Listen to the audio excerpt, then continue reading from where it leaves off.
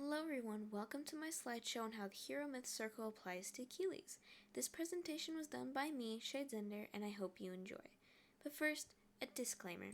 Before we start, I just want to say that I will be using most of my information from a classic, the Iliad, and from a modern retelling called the Song of Achilles. I will make sure to specify which information is from which, but I just wanted to let you know ahead of time. Without further ado, let's get started. So first off, what is the hero myth circle? While there are different versions of the circle, the steps stay relatively the same. They go as such: call to adventure, refusal of the call, meeting the mentor, crossing the threshold, so on and so on. You can read it if you would like. But now that we know what the hero myth circle is, we have to take a look at who we're going to be applying it to: Achilles. But who was he? Achilles is widely known for his role in the Trojan War, as he was the best fighter there, earning nicknames such as Swift-footed Achilles for his speed and Aristios Achaion, which translated to Best of All Greeks. But because he's such a special little golden boy, of course he has to be difficult and not fit the typical hero's journey. So let's rewrite our steps to the myth circle. But here they are, new and improved, more than last time, and I cut out a few just to restructure them. If you'd like to read them, go ahead, but we're going to go in depth about them right about now, so let's go. Number 1, his enemy, aka a literal prophecy, and yes, that can be someone's enemy. When Achilles was born, a prophecy was made. It said that if he goes to fight in a great war to come, that we later find out is the Trojan War, then his fame will grow and grow. However, he will never return home. If he chooses to stay, he will live a long, healthy life, but no one will know his name after his grandchildren die. According to the Iliad, Thetis, being a concerned mother, decides to dip his body into the river Styx, which makes his body invulnerable everywhere except his heel, which is where she held him. Nothing bad will come of that, I'm sure. Anyways, moving on to number 2, which is his ally. His name was Patroclus. I hope I'm pronouncing that right. In the Iliad, Patroclus was considered merely a friend, while other sources, like the Song of Achilles, say they were lovers. Some even think they might have been cousins. No matter what, Patroclus was his number one ally throughout Achilles' life. Later in Achilles' short-term life, I think I'm funny, he goes and spends some time on Mount Pelion, which is where Chiron resides. Achilles, being a half-god, was already fairly skilled with all types of weaponry, so Chiron coaches him in the ways of music and poetry instead, such as improving Achilles' skill on the lyre. Number 4, the call to adventure. Helen is quote-unquote kidnapped, or maybe she decided to run away, we'll never know, and her husband, ex-husband, whatever he is, has called for war, so King Peleus, hopefully I'm pronouncing that right as well, Achilles' father, calls him down from Mount Pelion and gives the announcement. In the Song of Achilles, when suitors were competing for her hand in marriage, Patroclus was there as a child because his father forced him to go, and so he's now automatically forced to fight in the Trojan War. Thetis doesn't want her son to go. She's thinking to herself, why would I want my son to die? So she sends him off to Skyros, which is a tiny island, where she disguises him as a female dancer.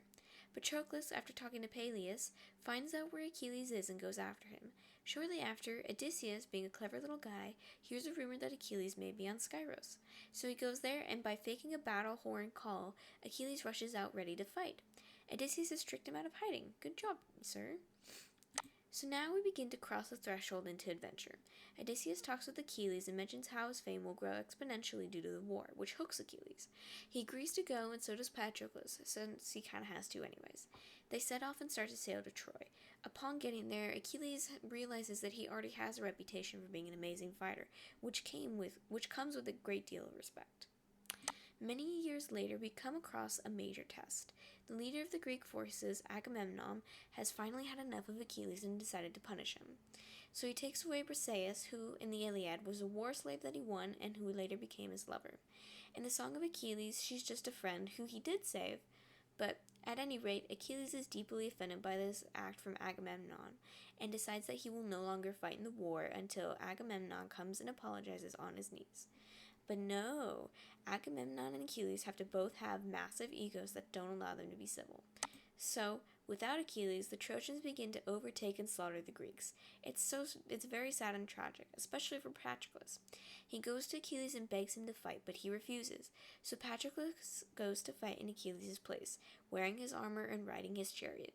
He's so intimidating that the Trojans begin to retreat, and just the sight of, quote, Achilles, all of them, except for one, the best fighter, all of them begin to retreat. All of them except for Hector, who's the best Trojan fighter.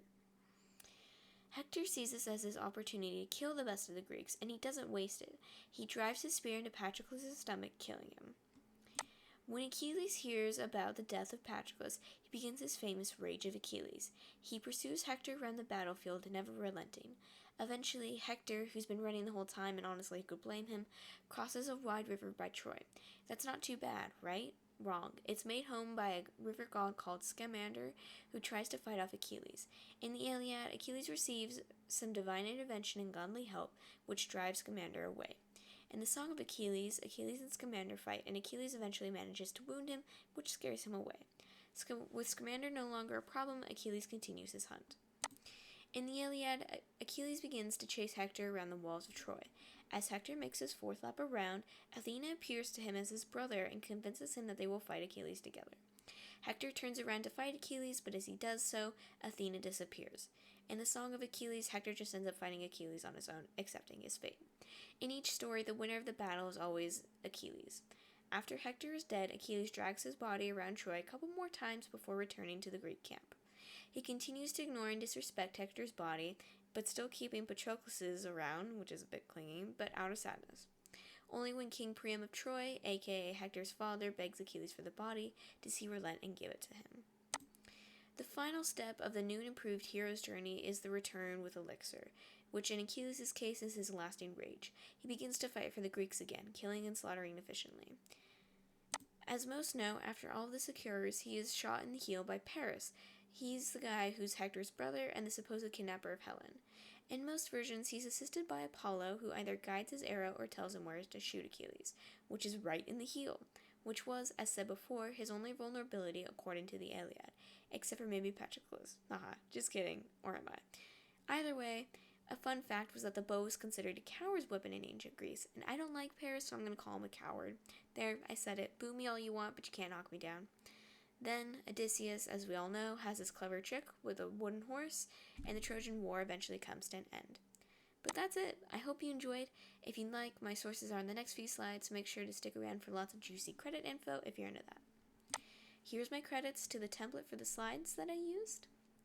Here are the citations for all information used. And here are the sources for all pictures in order that they appeared.